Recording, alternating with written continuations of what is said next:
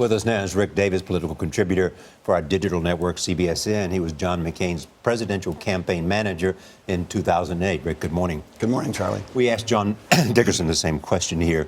You watched this debate last night after listening to a full assault on Donald Trump from Mitt Romney, from John McCain, and others. And then last night at the end of the debate, they say they all support the nominee. Yeah, and if Trump's the nominee, he's our guy. Yep. Talk about letting all the air out of the tire. Big day. Started hard, as you said. Very vicious attack on the former nominee, which almost never happens. You know, these guys don't get involved in campaigns after they've been the nominee, especially if they've lost. So it was extraordinary. The debate, attack on Trump. He was on defense all night. And then the key moment where it said, are you prepared to support Donald Trump if he's the nominee? Everyone sort of cavalierly said, oh, yeah, sure. What's the problem? You know politics. Has Trump wrapped this up already? Yeah, it's wrapped up. I mean, last night someone needed to land a knockout punch, and it didn't even look like they came to box. Mm-hmm.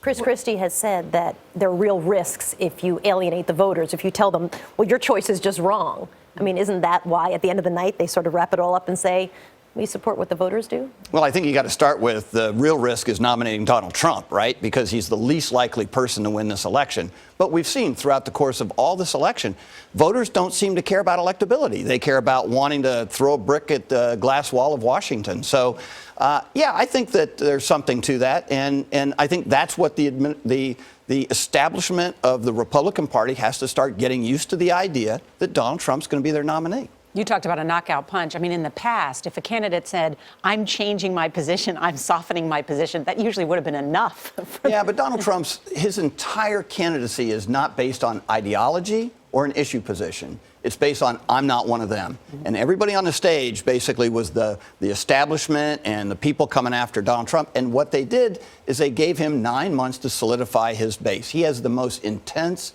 supporters in this entire election. When you look at the numbers, his people aren't going anywhere. Does your party deserve this candidate?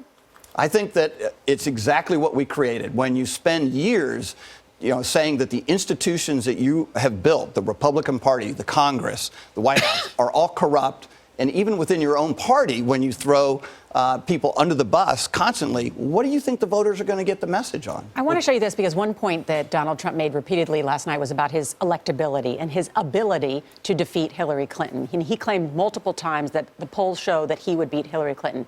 But if you take a look at Real Clear Politics average, in fact, he's the only one on that stage who would not defeat Hillary Clinton if the election were held today. Yeah, he's the least likely candidate to do well. And I think that's the panic that the establishment has, is that we could actually drop an election that's in a very good year for Republicans. A third term of Barack Obama is not an attractive concept, and she's taken that as part of her campaign. And just to be clear, Donald Trump said that was one poll. This is the average of the polls here, and Donald Trump fares the worst. Yeah, but I don't think it's an issue, right? I mean, when you look at these exit polls from these primaries, it's maybe 12, 15% of the voters think electability is the number one issue. Yeah. What's interesting about this, it seems from John McCain and from Mitt Romney and from other Republicans, they just don't think he's qualified to be president. They seem to be saying, we genuinely worry about the future of the country. Yeah, Donald Trump is president. I think their concerns are well-founded and their concerns are legitimate, right? They come at this with an open mind.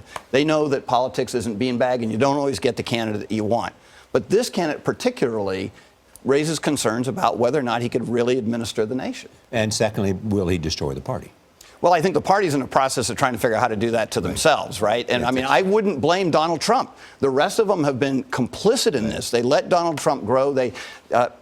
Ted Cruz stood next to Donald Trump for 9 debates and never attacked him one single time. Now he's complaining that, he doesn't get enough time to beat him up. As Nora said, you have nobody to blame but yourself. Oh, I didn't say that. No, I didn't say that. No, I didn't say. I said, not me. No, I said, is this the candidate that the party deserves? That's what I said. I asked a question. I still want to be, yeah. Yeah.